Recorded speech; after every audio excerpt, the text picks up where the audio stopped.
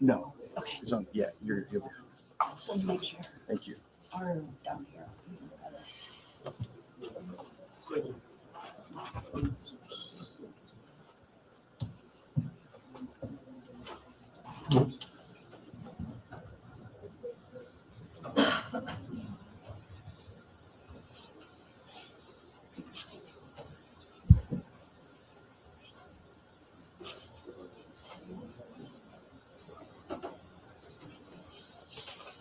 All right, thank you. Ryan Dallas Real Estate 3 show powered by Chief Bauer Heating, Air, and Plumbing. We're brought to you in part by Rudy Wealth Management, a family-owned wealth management firm striving to help their clients achieve their retirement goals. I'm Scott Beatty, and we are awaiting Josh Whitman's comments here to the media about the suspension of Terrence Shannon Jr. He was arrested on charges of rape. His lawyer said he If those in the background, I will now start at the podium. We have an opening statement from Josh Whitman, and then please raise your hand for questions. We have mic holders. Well, good evening, everybody. Thank you for coming. Have a few opening comments, then answer your questions. Excuse me. As you know, we issued a statement yesterday pertaining to the status of one of our men's basketball student athletes, Terrence Shannon Jr. Terrence yesterday was arrested and charged in the state of Kansas. We have suspended him from participation in our men's basketball program. University, our athletic program, of course, take this matter incredibly seriously. I want to state unequivocally that we have zero tolerance at this university, across the University of Illinois system, and within DIA for sexual misconduct. It is antithetical to our mission as an educational institution to grow, develop, prepare young people. As I'll explain, we'll continue to demonstrate our commitment to this value through our policies, our actions. When we learn of alleged behavior of this variety, we will act in a way that is both timely and appropriate. At the same time, we also have to understand that we respect due process, and we understand that when allegations arise, especially allegations like these that are criminal in nature, the presumption of innocence continues to apply. I think it's important, before I get into the details of Terrence's situation, that I spend a few minutes talking about how we as an athletic program have prepared for years to handle a situation like this. We hoped we never would have to, but we wanted to make sure that we were prepared in case we did. Shortly after I arrived here in early 2016, we underwent a review of our risk management strategies. If you go back in time and think about the 2015, 2016 window, there were a lot of challenges confronting athletic programs across the country. There were situations that were really unfortunate playing out at various institutions. As we studied those situations and trying to learn from what was happening there, what we could do to do our part to try and minimize the risk of those things happening here, a few key themes emerged. Number one, we wanted to be prepared in advance. Too often we saw institutions that appeared to be caught flat-footed when moments of crisis occurred. We wanted to develop thoughtful structure and policy. We wanted to remove DIA personnel, especially coaches, administrators, from investigative roles and from short-term decision-making roles. We wanted to be proactive and address situations early, and we wanted to communicate early and often with various campus personnel, including our chancellor and campus legal counsel. As part of that preparation strategy, we have adopted an approach with our student athletes where we talk with them at the beginning of every school year on a variety of topics about their experience as a student athlete at this university. One of those topics is student athlete discipline. And at that all student athlete meeting at the beginning of each fall, I'm the one who delivers that particular topic. We talk about what we call the 3 tracks of student athlete discipline. I think it's worth a moment to touch on those. Track 1 is the legal system And obviously, we've seen that play out here in this situation involving Terrence. The second track is one that maybe doesn't get talked about as much. It is operated by our university, the Office of Student Conflict Resolution. We refer to that as OSCR. They have the opportunity to investigate situations to determine whether students at large have conducted themselves in ways that violated the university's student code. And then track 3, which is where we spend most of our time, deals with potential misconduct that violates policy here within the Division of Intercollegiate Athletics. Each of those tracks, as we tell our student athletes, exists on a parallel and independently, although they do, in some circumstances, intersect with one another. I want to talk for a moment about that third track, the DIA discipline track. We have created a structure here led by our Chief Integrity Officer, Ryan Squire. Ryan has served in that role since shortly after my arrival. He operates completely independently within our structure. He has no oversight of sports or coaches. And among his many responsibilities, he is responsible for taking the lead on all matters involving potential student-athlete misconduct and discipline. Shortly after we created that position, Ryan and I worked together with a variety of offices across campus, including the President's Office, the Chancellor's Office, Student Affairs, the Office of Title IX, Campus Legal Counsel, and others to develop what is now our student-athlete misconduct policy. And I hope some of you had the opportunity to review that. We shared it in a link in the release that we issued yesterday. That policy does contemplate misconduct of all different kinds, up to and, of course, including the most serious of offenses. What I think is important from that process is that DIA is not an investigator. That is not a role that we play in any of these tracks that I discussed. We don't have the expertise, nor do we have the personnel to investigate these kinds of claims, especially as they become more serious and in some cases criminal in nature. Instead, we rely on the information that is gathered by our counterparts in this system, talking about, in particular, law enforcement or our colleagues across campus in the OSCR office. As we gather information through those entities, we have an opportunity to make decisions, more informed decisions about how to manage our student athletes' participation in our program. In most cases, those processes, a legal process, a student conduct process, will ultimately resolve, and we will make a decision about a student's long-term status within our program based on that resolution. And so if, for example, a student athlete is found guilty of a crime, then we will know, okay, well, he was guilty of this. What does that mean in terms of his long-term status in our program? The challenge with that is that those processes take time. They take a long time. They can take months. In some cases, they can take a year in order for them to reach their full conclusion. The challenge that we have, that athletic programs like ours face, is what do you do in that interim period? What do you do during that period between when you receive substantiated allegations until a process is concluded through the court of law or through the Office of Student Conflict Resolution? And that's really where our policy is designed to live, is in that intermediate period of time. The way we've chosen to approach it through our policy is that upon receiving sufficient triggering information, we will suspend immediately. When we're talking about matters of serious misconduct, there are no questions asked.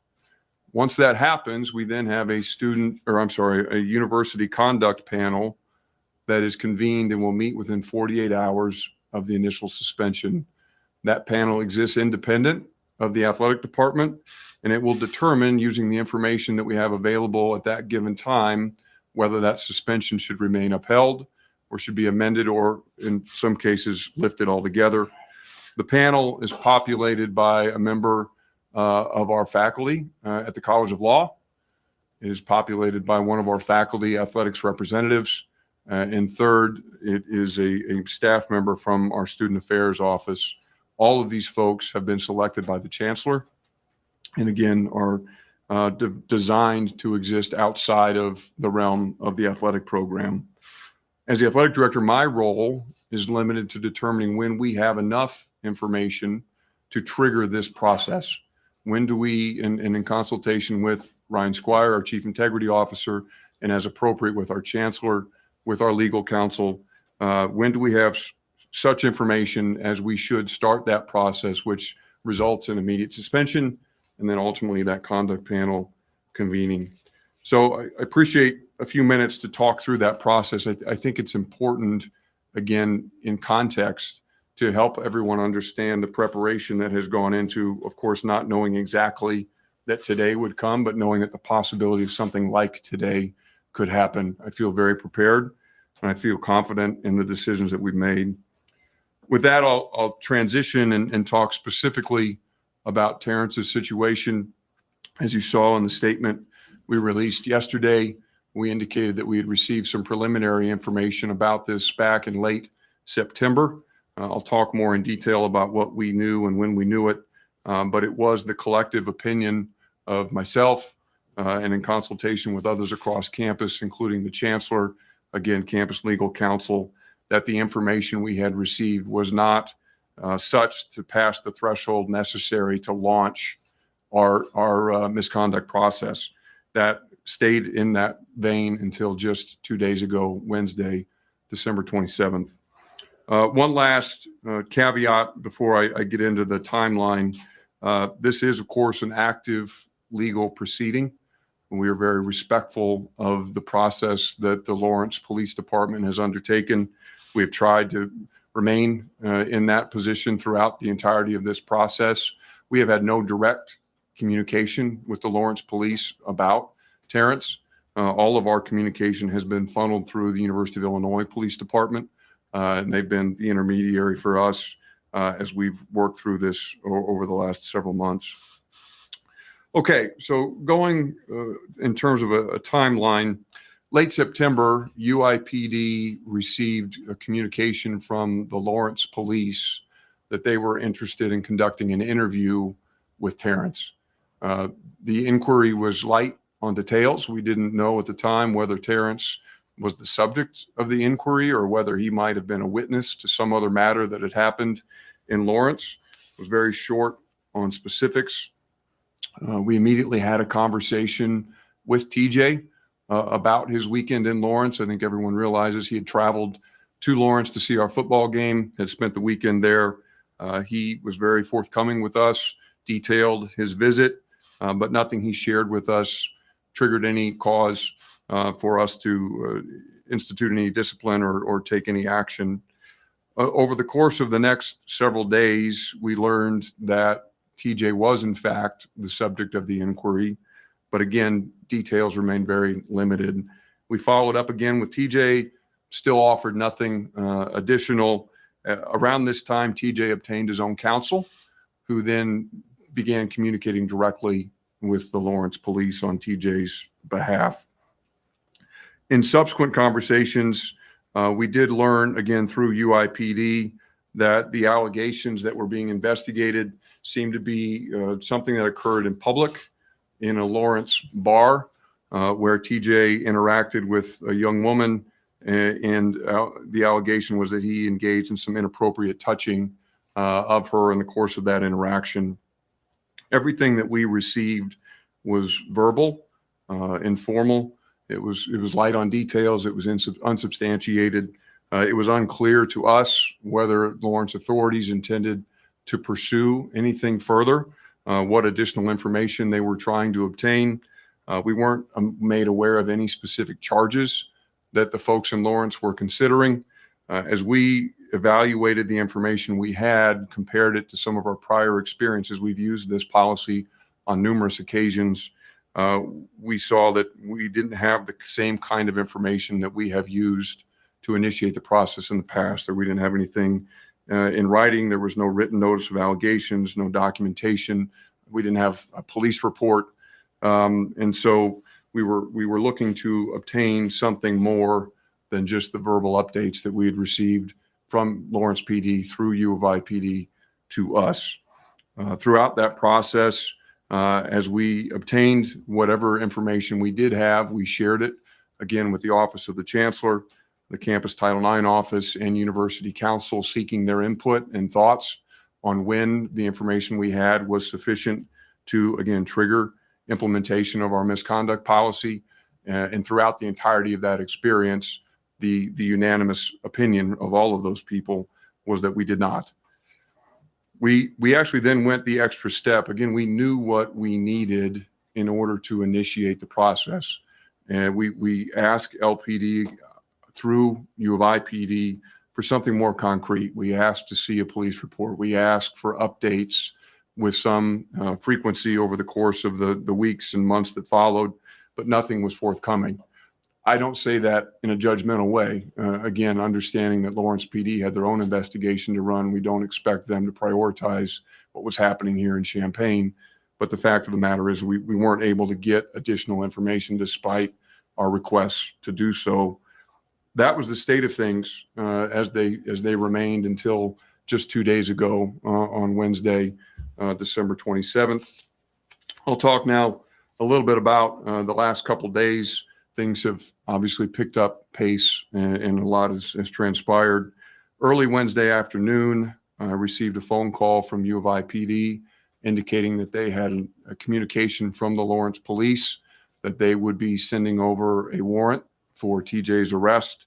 That warrant arrived mid-afternoon while the team was practicing, and later that night, we also gained access to their police reports for the first time.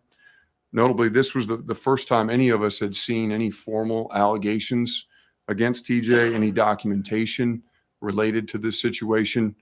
It was also the first time that any of us were made aware that the charge in this case would be rape, as that term is defined under Kansas law. We've never been, as I mentioned earlier, made aware of what charges were being considered by the people in Kansas, and we certainly were not aware that it might be something so serious as what was finally included in the warrant for his arrest. Immediately after practice, we pulled Coach Underwood off the court, had a chance to update him on the situation. Not long after that, we brought Terrence into the room. I delivered the news to him myself, talked with him about the situation, provided him verbal notice of his immediate suspension from the program. At the same time, U of I PD confirmed that TJ could present himself to the Lawrence authorities the next day. He then transitioned to the next day, yesterday, Thursday, the 28th. We arranged for TJ to be transported to Lawrence by members of our staff. They left early yesterday morning, arrived in Lawrence around 11:30. Terrence presented himself. He was booked, posted bond, and I believe was released shortly after 12 o'clock. Our group was back on the road, returning to Champaign by 12:15 or so, and I got back to campus last night sometime between 6:30 and 7. In the course of the day yesterday, we also provided TJ with written notice of his suspension, formal notice, as we are required to do under our policy. Brad met yesterday morning with the team, notified them for the first time of TJ's situation. The meeting started at 10:30, led immediately into our practice, which started at 11. I did have the opportunity to participate in that meeting. I was impressed by Brad's message, by his tone. I was grateful to our team for their maturity, for their connectedness. And then last note about yesterday, for the first time, I did yesterday see the official complaint in this case. I know some of you have seen it as well. It was apparently filed against TJ on December 5th.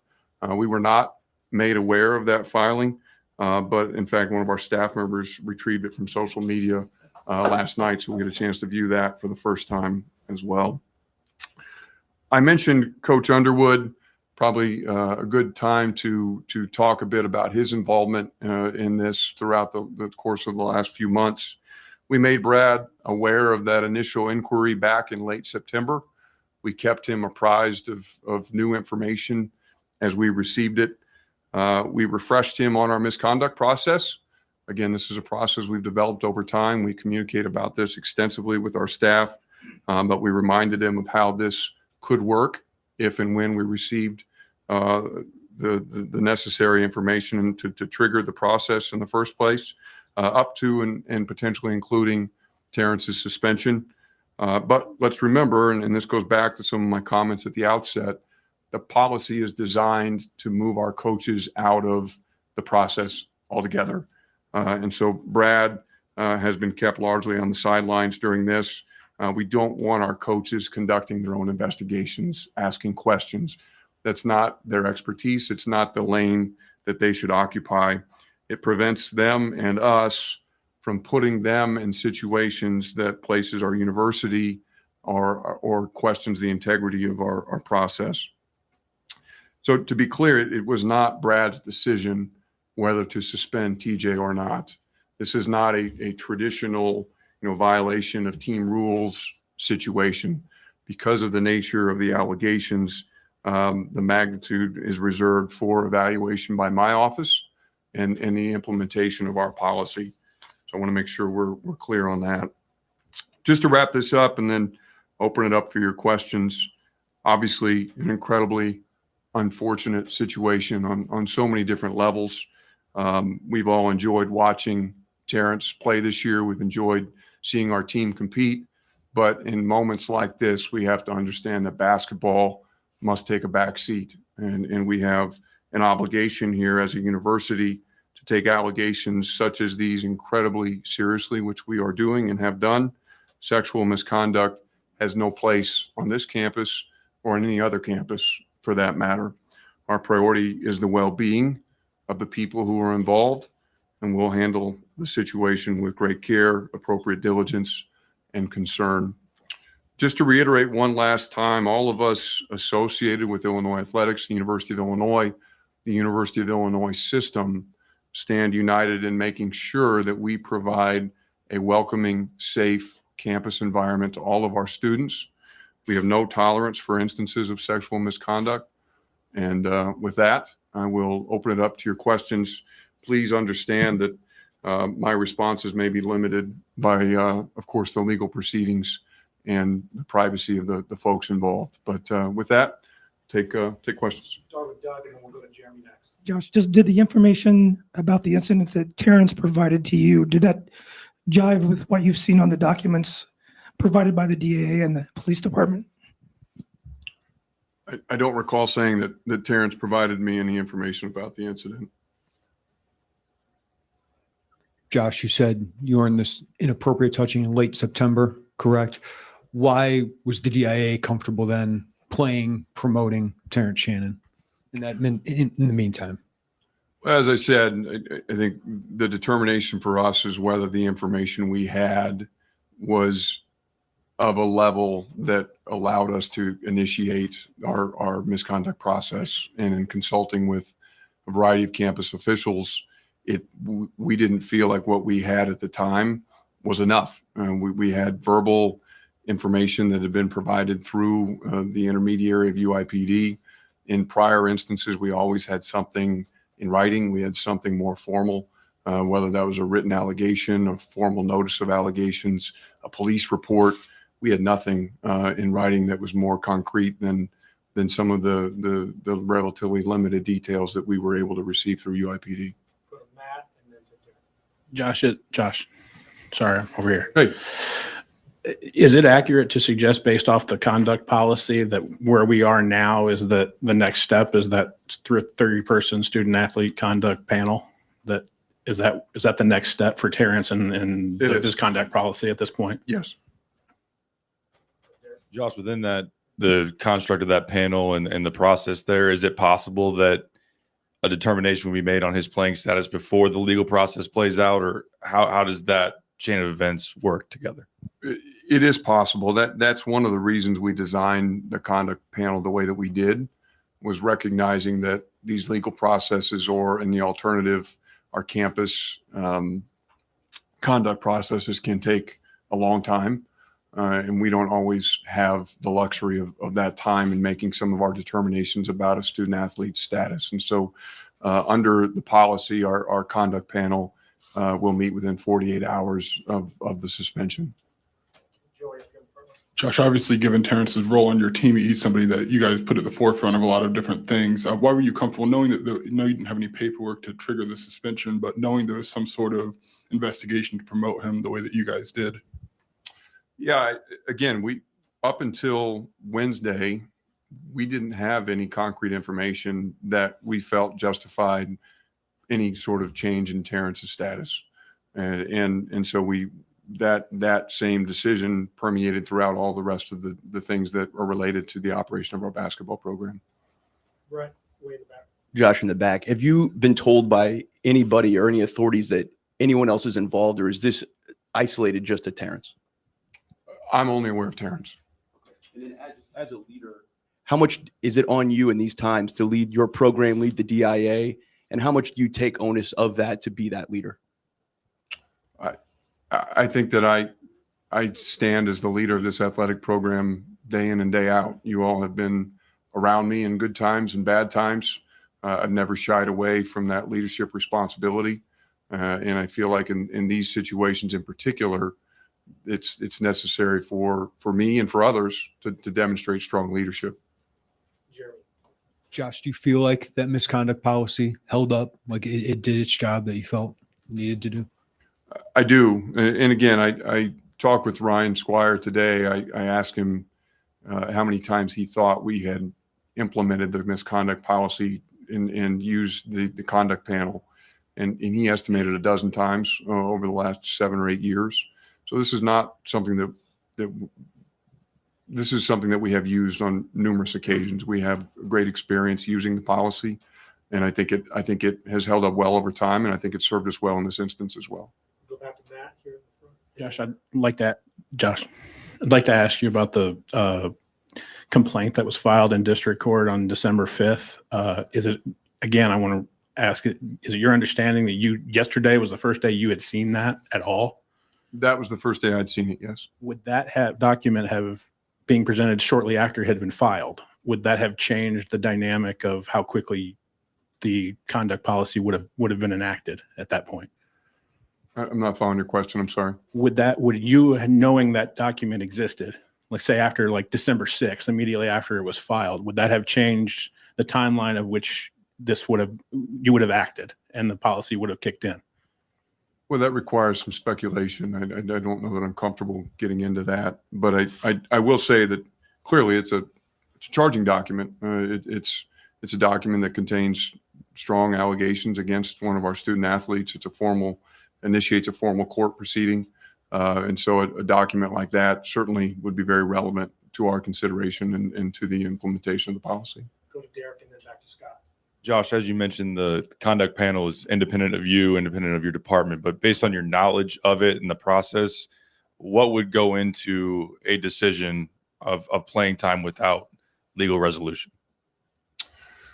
The conduct panel will be presented with the information that we have available to us at the moment. And ultimately, they'll be empowered to consider a number of different factors in determining what serves the best interests of our community, our students, and of course, our university. As a follow-up, do you know when the panel will convene and when a decision might be revealed? I don't want to get into details about when that might occur. Go to Robert here in the middle. You mentioned how this came down on the afternoon of the 27th. I think some of the perception, the video, for example, that came out at 8 p.m. on that evening, showing the team exchanging gifts, Terrence giving gifts to his teammates. I think there's a perception, if the school already knew that this was going down, why are videos promoting things like that going out? Can you respond to that? Well, I think Joey perhaps kind of touched on that already. I think I generally addressed it. Until we had information that triggered our policy, then Terrence's status with the program was unchanged. And in situations like that, and we weren't in a position to provide directive to some of the younger members on our staff who had no idea that these things were happening, to change course relative to how we're promoting the basketball program. Scott here in the front row. Josh, in the official release, you mentioned that you rely on the policy and prior experiences to kind of maybe shape the response to the situation. Are there any specific prior experiences here that maybe you went back to, as you dealt with this one? None that I want to discuss with you. Of course, sure. As I mentioned, we've implemented this policy numerous times over the years. We've convened the conduct panel multiple times over the years. And so each time we've done that, we have learned from that experience, and we have built some level of precedent in how we intend to implement the policy going forward.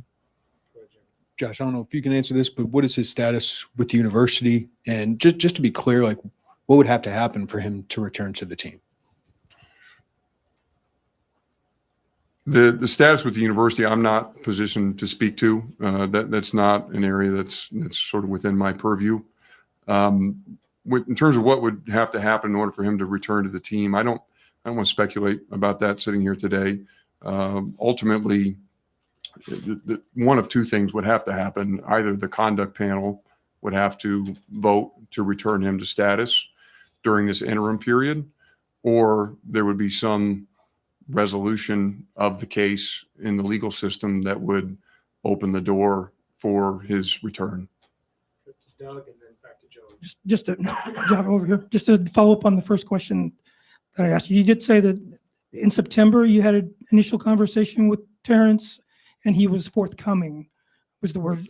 What was he forthcoming about? And did it match the documents that you received? He talked about the activities that he engaged in over the course of the weekend in Lawrence. Judge, for clarity, to the suspensions, he lost access to all facilities during the suspension. No, he's not. He is suspended from team activities. And so he is still a scholarship student athlete at the University of Illinois. He still has access to certain support services and personnel, but he will not be engaged with the team in any manner. Brad wrote too. Josh, how do you balance, obviously, this situation with supporting Terrence as one of your student athletes, but also understanding the severity or seriousness of the allegations as he goes through this process? I think that there is a really delicate balance there, clearly. We have known Terrence for 2 years. We care deeply about him, but we also recognize that this situation is incredibly serious. The nature of the allegations is serious. And we have to treat it as such. And so, as I mentioned at the outset, we have to make sure that we are sending the appropriate message in terms of how we will approach sexual misconduct as an athletic program, as a university, while at the same time honoring Terrence's due process rights, his presumption of innocence. And so it's a delicate balance, but it's one that is very important for us to strike. Matt, again.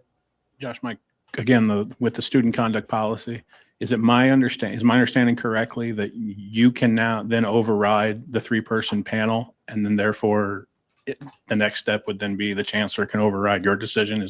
Do I have that correct? No, the 3-person panel is not advisory. They're a deciding body. And so the decision that I make, and again, in consultation with the chancellor's office and others, is do we have information that is sufficient to trigger the policy? Once the answer to that is yes, then the immediate suspension begins. That immediate suspension should last no more than 48 hours before it's reviewed by the conduct panel. At that point, the conduct panel will make a decision about whether the suspension should stand or not. And the decision of the conduct panel in that instance is final. Follow-up unrelated is, have you inquired through University of Illinois PD, through Lawrence PD, why there was a 22-day window in which Terrence was charged and then a warrant was made out for his arrest? I have not. Okay, we'll go ahead and wrap. This is our last one then, Derek. On the note of a decision being final, is that to push forward an indefinite suspension, or will it have a definite timeline as far as that decision? The conduct panel can reconvene at any time if new information were to be received or is forthcoming. And again, bear in mind that the conduct panel's decision relates to this interim period of time. And so if at some point there is resolution, again, to the legal process, then the responsibility for determining the student athlete's long-term status within the program falls back to me as the athletic director. And so the conduct panel deals only with these short-term interim situations. I will deal with long-term status once these matters are resolved through their outside processes.